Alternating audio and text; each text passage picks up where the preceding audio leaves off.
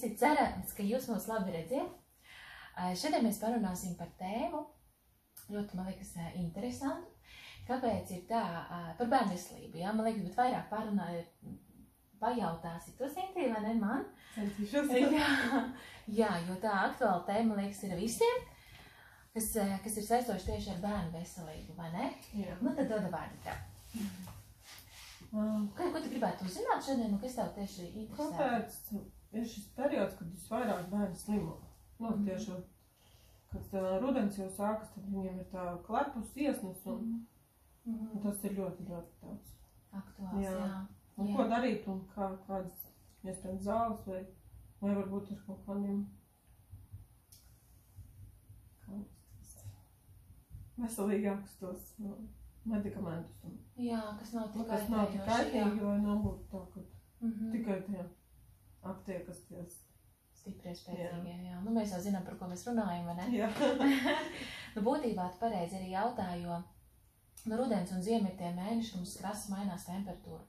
Un, protams, kad arī mūsu imunitāte krītās, jo imunitāte var strādāt tikai tad, kad ir sāņmaina vide un kad ir silts. Tiklīdz kā mēs nosalstam pēc 2-3 dienām, jau jūtamies, ka mums ir klepus, iesnas, jā, un tas vien parāda to, ka imunitāte nav strādājuši tajā mirklī, ka mēs esam sevi nosaldējuši, jā. Rūdīties, bērnu rūdīt, tas ir kaut kas cits, to mēs daram arī siltajā laikā, un tāpatām, kā mēs gribam kļūt par roni, jā, tad mēs arī sākam pamazām jau, vai ne, kad ir tā temperatūra un tam ūdenim nav tik liela. Nu, lūk, un runāju tieši par šo te rudeni un ziemu, man jāsaka tā, ja skatāmies skolēnus, kad viņi dodās uz skolu, tieši rudenī. Un rudenī ir lielākais stress viņiem, un tas arī ir viens no iemesliem, kāpēc bērni slimo.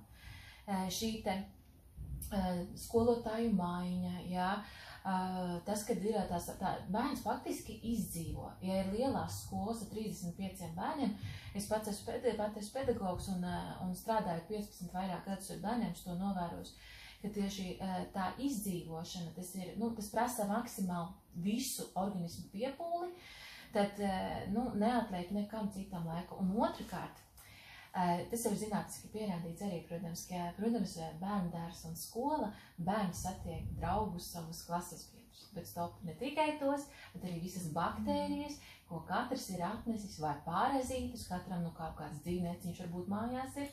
Jā, un tad viņi savā starpā samainās ar to. Un tāpēc liekas, kā tad bērnam var būt, es pieņemsim 2 parazīta veidi. Tā, kā tas var būt, jā? Tā var būt. Un arī būs atsevišķi varbūt video tieši par parazītiem, kā mēs varam nojaust, kad viņi ir un kā ar viņiem tikt saudzīgi galā, jo bērna atnes ir ļoti jūtīgs. Tāpēc ir jāuzmanās, ko mēs viņam dodam. Tā. Tas ir viens no variantiem. Runājot par pašu bērnu, par bērnu slimošanu, kāpēc citi slimo vairāk, citi ne, kāds mums bija arī, man liekas, tas tematiņš, jā. Tas ir tāpēc, ka citi bērni, saprotiet, kāds raksturs tam bērnam. Vai viņš ir cīnītājs, vai viņš ir atkal tas, kas vairāk piedod, jā, paklusē, jā. Tas arī ir ļoti svarīgi, vai tas bērns krāja emocijas un notikumus sevi, vai viņš izstāsta to vecākiem. Jā, un runājot tieši par bērnu tādu, teiksim, psiholoģisko stāvokli, ja, kas notiek ģimenē, var iebūt ļoti liels iemesls bērna veselības. Jā. Un arī tas, ka, pieņemsim, mēs skatāmies, bērnu dārs visu ļoti jauki, es strādāju 7 gadus bērnu dārzā, it kā viss ir labi, bet mēs nezinām, kas notiek viņam tur iekšā. Skolotāja ir tikai viena. Mēs nezinām, kurš dara kaut ko pāri viņam, un viņš to nepasaka, vai viņš ir kādreiz atnācis pateicis, bet īpaši saprast nevarēja no viņa arī, tas var būt viens no iemesliem. Bet par to nav jāsatraucās, tā ir bērni, tas tā kā rūdījums viņam dzīvē, un bērnam ir jāslimo. Līdz apmēram 13 gadiem bērnam ir tas ir normāli, ka gadā viņš pat 8 līdz 10 reizēm sasieks. Vai tas ir, tā ir saaugstēšanās. Arī iesniņa parādās, tas ir viens, kaut kad klepus, tas ir otrs, temperatūra pēkšņi, jo bērns saskaroties, viņš taču tikai mācās, viņš izzina šo pasauli. Tad, ja viņš saskarās ar kaut kādu, teiksim, vīrusu organismā, ja, viņš tajā mirklī notiek šī organisma pielāgošanās, viņš izcīna uzvaru un viņš jau momentāli atpazīst viņu. Tas tāpatām, kā mēs ar cūciņām vienreiz izslimojam, vairs neslimosim, jo mums ir parādās imunitāte par to. Tāpēc arī bērns izzina, kādi ir šie te veidi paveidi, ja? Bet tas viss lielākais, teiksim, tādu izsaukuma zīmīgi, ko es gribētu griezties arī pie jums, kad nedrīkst aiziet tik dziļi, kad aiziet pavisam bronkos, ka ir kaut kāds vidussavs iekaisums, tas jau ir ielaists. Tas nozīmē, ka organisms nav ticis galā. Un tāpēc mēs izmantojam kaut kādus smagākus, teiksim, ķīmiskus medikamentus, kas jau bojā kaut ko organismā.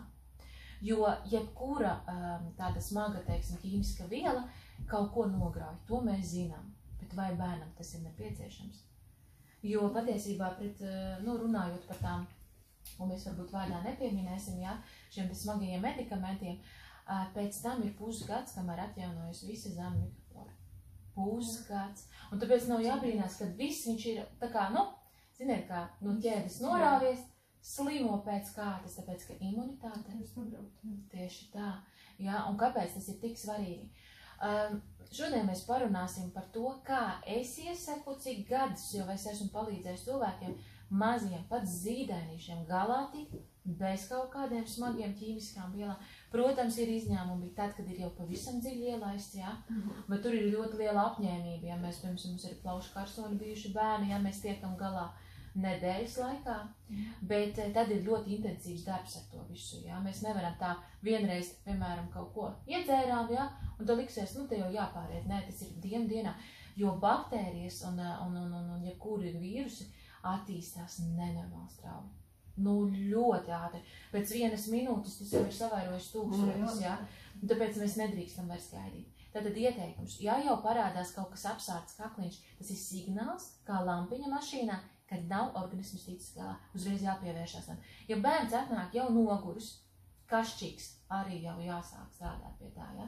Un viens no iemesliem arī par šiem te parazītiem, es stāstīšu citā video, kāpēc tad parazīti var būt iemesls biežai slimošanai.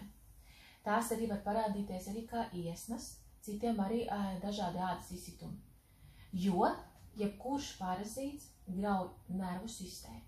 Un tajā mirklī bērns ļoti nervos, un tajā mirklī arī imūnsistēma vairs neveic savu funkciju. Parazīti ļoti saskāpina organismu, kā es minēju pašā sākumā, sārmainā vidē strādās mums imunitāte. Ja? Un bērnam dodam vitamīnus, bērnam dodam visu labāko ēdienu, ko vien varam, ko viņš ņem pretī, protams, parazīti apēda. Un bieži viens iemesls ir, dažādi parazīti veidi. Vieni darbojas uz to, ka bērnam ļoti prasās gaļa. Ja? Otri parazīta veidi ir tā, ka bērns vispār neēd.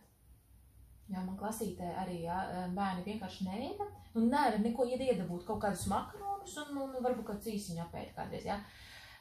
Attīrīja organismu no parazītiem dabīgā, saudzīgā veidā, kas nebūja aknu darbību, bērni visu ēda. Un galvenais, viņi ir pastiepušies, jo viņi nāca ar sudzībām, ka bērns sporto, piemēram, vai atkal meitenīti vispār neattīstās viņa vairs, tāpēc, ka viņai nav uzturvielas, cits apēd viņas vietā. Jā. Jā. Lūk, un runājot tālāk, mums ir asistents šeit arī, jā. Lūk, un runājot tālāk, ar ko tad mēs varam tikt galā? Ir daba par to ir parūpējusies.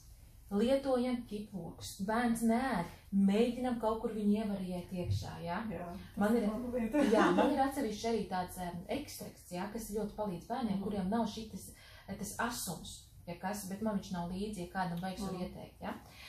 Ķiploki, tāpatām arī kaut kāds invertējiņas, kaut kādas nedaudz, lai nav par stipru bērnu kuņģītim, ja? To mēs varam doti. Ļoti ir dabas antibiotikas, dabas, kuras nerada ne pieredumu neko, ir skudru koka miza, un arī kaķenaks tāpatām. Es pastīšos, man liekas, ka man te ir. Jā. Rekur. Skudru koka miza, jā, viņu mēs pat varam dot arī zīdēnītī. Ja? Viņu mēs dodam tādās devās, protams, attiecīgi, cik ir vecumiņš un kāda ir problēma. No devām nebaidamies, jo tas ir pilnīgi dabīgs līdzeklis. Labāk biežāk pa dienu nekā vienreiz. Jo tiklīdz kā zināt, mēs iedodam viņam tajā mirklī, tad viņš jau, tā kā ja tas vīrus jau tā kā sasparojies, ja viņš atkal grib, bojāt organismu, bet mēs atkal iedodam un neļaujam, jā. Ar skudrukoka mizu tikt var galā no visām iesnām, klepus, ausu problēmām, visa. Pat arī sēnīti, arī sievietēm ir kandīti, jā? Tad arī, tikai pieminu, jā, tad skudrukoka miza. Tāpatām ir arī kaķenaks, daudz cilvēku viņu zina, ka ir problēmas ar ģenikulītu vai ar Laimas slimību, jā? Tad arī ļoti labs. Tāpatām pret dažiem vīrusiem labāk palīdz skudra, citiem kaķenaks, jā? Daba par mums sakīt pārūpējušies. Tāpatām, ja ir ausu, acu problēmas, kaklas sāp, nekādā gadījumā nevajag kaut kādus, teiksim, ir bieži iesaka tādus pilienus, jā. Viņi sausina ļoti ādi, un tur veidojās citas problēmas. Saprotiet? Piemēram, galvas sāpēm bērnam. Mums saka, man galvas sāpēm. Jā, tas ir tāpēc, ka bērnam trūkst sārmēna vidu un šķidrums. Viņš ir maz dzēris ūdeni. Un tāpēc vislabākais ir sanko koralis, man nav šeit līdzi, jā, sanko koralīts. Un sanko koralīts, viņš ir ļoti maigs, bērns, viņam patiks dzert labāk tādu ūdeni, jā. Un taisam šādu te ar H500, H-500. Viņš ir enerģijas bumba, viņš ir tāds, kas stiprina arī pašas šūnas. Ja? Viņš padzirdīs organismu un bērnam pārstās galvu. Arī sievietes ar migrēnām nāk pie manis, iedzer H500 un pāriet 15 minūšu laikā. Ja? Tāpēc es saku, tas ir ļoti svarīgi. Un ja bērnam ir temperatūra augsta, viņa nekrītās. Bērns neko neēd. Taisam šķidrā veidā H500. Man bija situācijas, kad aizvedu uz slimnīcu mazu bērniņu, viņš neko nevar neieēst, neiedzert, un viņu acu aizsūtīja mājās, jo viņi saka, neko, viņš vienkārši sāk atūdeņoties. Tad taisīja H500 un ar pipetīti deva mutītē. Viņš izdzīvoja, viss bija kārtībā, bet tas bija vienkārši uz robežas jau. Tāpēc, ka tur visa tā slimnīca bija ar tādiem pacientiem. Bija viens laiks, ka bija tāds vīrus arī. Lūk, un H500 taisam tādu siltu, jā. Tātad mums ir gan skudrukoka mize, kas būs tieši, kas neļaus attīstīties vīrusam, jā. Un H500, H-500, ja ir acu problēmas, konjektivīts, ausu problēmas, vēl mēs varam pilināt, gan ārīgi, gan iekšķīgi ir koldālais sudrabs. Viņš nerada arī nekāds nogūsmas organismā. Viņu mēs varam uzpūst gan uz sejas tagad. Jā, saprotiet, kas ir sudrabs, tas ir antibakteriāls. Ja mēs pūšam viņu visos galos, cik acīs, ausīs, degunā, jā, un tiks galā ļoti ātri. Pirms man cilvēciņi, kuri stāstam, ka bērnam ir viss sapūžņotas actiņas, viss, dos saka antibiotikas vai kā, palietot to, viņi ņēma ar to marlītu un vienkārši ik pa stundiņai slaucīju. Viss pārgāja nākamajā dienā nekāds konjektivīts nebija. Tā kā ļoti labi rezultāti ir, jā? Es vienkārši eju ātri, jo, ja to programmiņu vajag, jūs, piemēram, rakstiet, es uzreiz pateikšu, ko kā darīt. Tā ir lietiņa. Ja bērnam ir ļoti liels stress, jāpadomā arī par D vitamīnu, starp citu. Kāpēc es iesaku ar liposomālo? Jā, jo D vitamīns ar liposomālo tehnoloģiju ir pati augstākā tehnoloģija vispār pasaulē, kāda ir izdomāta. Viņa ir tik augsta uzsūkt spēja. Saprotiet, kamēr iziet tas D vitamīns caur abrazīvo vidi, kas ir kuģi, daudz kas neizdzīvo. Un tāpēc liekas, tu tik tērē naudu un nekā nav. Ja? Bet šis D vitamīns, viņš ir apkārt, viņam ir liposomas, un liposoma ir tāda pati, kas ir pašai šūnai, mēs sastāvam no miljardiem šūnas, un šūna apvalks tas pats, kas ir šeit. Un saprotiet, viņš stiprina gan šūnu apvalkus, gan maksimāli ieiet D vitamīns iekšā šūnā. Nevis tikai starp šūnu šķidrumā kaut kur aizpeldi, ja? Un tāpēc ir labi rezultāti. Cilvēki pēc mēneša lietošanas jau kauli vairs nesāk. Muguras un arī enerģija parādījušies, ja, un tam līdzīgi. Tāpēc D vitamīns viss ir obligāti vispār ziemā. Citās valstīs D vitamīns ir obligāts. Jā, no cauru gadu. Jā. Pēc mitrā, nav tā kā mums tāds. Un par nervu sistēmu runājot, ja ir skolnieks, tad es vienmēr ieteiktu grifoniju. Bet no cik? Jāskatās, ka no 1. 2. klasītes var, ja ir ļoti liels stress skolā. Ja tas bērns nāk raudoši mājās, vēl kaut kas, protams, ir jārisina situācija, bet arī nervu sistēmai nepieciešams lecitīns. Ja man šobrīd nav līdzi lecitīna var dot, vai arī citreiz grifoniju var iedot no rītiņa. Ja citreiz vajag, jā, jo citreiz ir tie visi eksāmeni skolniekiem, vēl kaut kas, tas ir ļoti liels lodz patiesībā. Ja ir problēmas ar elpceļiem un nevar atklepoties, tad ir lakrices sakne. Jūs nesatraucaties, tā nav tā garša, kas ir pierasta, viņai faktiski garšas nav. Nu, nedaudz varbūt kaut kas ir no tā, bet būtībā nav, viņa nav tik tāda iftīga, ja? Jā. Ja varam taisāt tēņā iekšā, ja, es pārsvarāju tik līdz, kā man ir kaut kāda apceļu problēma, kā skolā strādāju. Es taisu tēju, atveru, izberu ārā, siltā ūdenī, šo te vēl ielieku, alfa lucēnu, un tā arī dzeru. Un varu melno rieksniņu streiz ielieku, ja, un ļoti labas sajūtas. Vienkārši 3 tādas tējas pa dienu, no rīta nekā vairs nav. Un uzlabos arī ādas stāvoklis, tāpēc, ka dabas lietām tā ir. Es vienmēr esmu teikusi tāpat kā par, piemēram, par kumelītēm. Kumelītē mēs acis tīram, kumelītē sežam vannītē, kumelīt dzeram, ja? Tāpat arī šie te ir dabas augi, kurus mēs varam izmantot ļoti dažādi. Uz brūcēm varam skudurkoku visu. Arī ļoti labi. Nu tā, ir kaut kāds iekaisums. Nu lūk, kā attīrīt parazītus, tas ir tik svarīgi. Es nezinu. Zini, kā skolā strādājot, es redzu, cik bērns spēc koncentrēties, jo viņš visu laiku dīdās. Tas ir kaut kāds iemesls. Nu nav tāpat vien. Jā, tur raksturiņš, viņš varbūt tur cels biežāk roku, vēl kaut ko, jā, bet ne jau tas, ka viņš nevarēs nokoncentrēties un viņš nav vainīgs. Jā. Un tāpēc arī iziet pretpazītisko programmiņu var ar melnā rieksta lapām, kuras šobrīd man nav laika, melnā rieksta lapām, jā, vai melnais rieksnis tagad tieši ir, jā, un papaju. 2 produkti, kuris atvainojums maksā līdz 10 eiro. Saprotiet, tev tu 2 gadam visam 2 reizēm pietiek. Un ģimenei citreiz pat, jā, nu jāskatās, cik daudz ģimenei, jā. Tā kā īstenībā ļoti labi, jo ko viņi darīs? Viņi darīs rūgtu vidi organismā, ka parazīti paši muks ārā. Un papaja ir fermenti, kas palīdz sašķelt tos parazītus, viņa tās indas, ko viņi izvada, jā, un izvadīt ārā, un viss 2 lietas, un bērns pilnīgi cits, un viņš pat naktīs labi guļ. Nu, lūk, tāpēc arī viens no iemesliem, kāpēc bērns slimo, ir, nu, parazīti, jā, arī D vitamīns ir trūkst, un tāpēc ja ir kaut kāds sēnīta, vismaz stress, kā tu saki, jā. Nu, lūk, es ļoti ātri mēģināju izstāstīt. Protams, mums arī C vitamīns ar liposomālo tehnoloģiju arī tāpat ir ļoti labs, kas ir ļoti vajadzīgs, nu, šajā laikā. Šāds te. Un kas man tieši patīk, šeit ir tā liposoma, jā, un tur iekšpusītē ir tas D vitamīns. Ir C. Zini, kāds viņš izskatās? Nu, lūk, un tāpēc arī organisms atpazīst, ka tā liposoma ir tāda pati, kas šūna apvalks mūsu.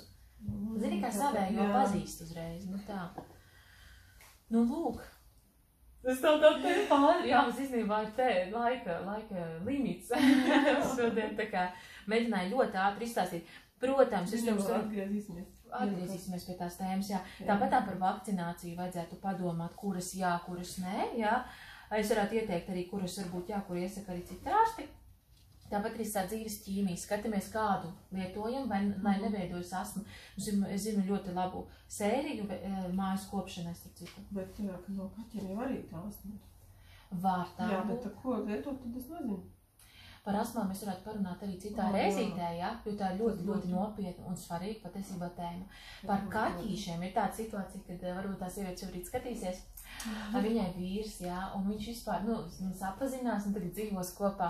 Un kā tev liekas, viņai 3 kaķi, un viņš nepanes to. Ja? Un viņa organismu sakārtoja, attīrīja arī organismu, un tagad tas kaķis jau var gandrīz gulēt pie gultas. Saproti? Un var izdarīt, tikai tad tur jāskatās, ko un kā darīt. Un tad mēs parunāsim kādā reizītē. Tā gan būtu labi. Jā, un par temperatūru runājot, pie 38 temperatūra, ja 38 grādi, tad leikocīti tikai sāk strādāt, tad imūna šūna. Tikai sāks rosīties pie 38 grādiem, tāpēc temperatūru nevajag sist, bet svarīgi ir dzert daudz sārmainu un siltu ūdeni. Ja ir augsts ūdens, organisms patērēs lieki enerģiju viņu sasildot, jo mūsu organismā cik ir 36 vairāk, un kur vēl kuņģī, jā, un vispārējais, jā. Tā kā patiesībā tas ir ļoti svarīgi. Un jā, pasaulē ir ap 200 vīrusiem, bet dažādu veidu, jā. Un kas skar tieši elpošanas ceļu, nerunājot par citiem. Saprotiet, tas ir vispār tik svarīgi, kā piemēram. Jā, nu lūk, un galvenais, kas ir pie tā arī, ka, kāpēc bieži slimoja, kā es teicu, imunitāte nestrādā, un arī gremošana.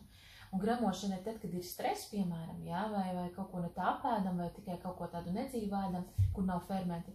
Gramošana apstājies, un visas barības vielas mēs arī nevaram iegūt. Un tad tur sāk rūkt un pūst, sāk uzpūsties vēderiņš mazam bērnam, neiziet arī kārtīgi. Un ja ir arī bērniem, kam neiziet vēderiņš, noteikti papāju padodam. Man pat saka, nākamajā dienā viss ir tā kā ideāli. Domājieties? Jā, tā tā. Papāja ir liels spēks. Jā, paldies tev, paldies, ka atnāc. Jā, paldies, ka tiek kafiju. Paldies, lai jums veicās un lai noder šī informācija. Paldies jums. Kā tik būtu nofilmējies?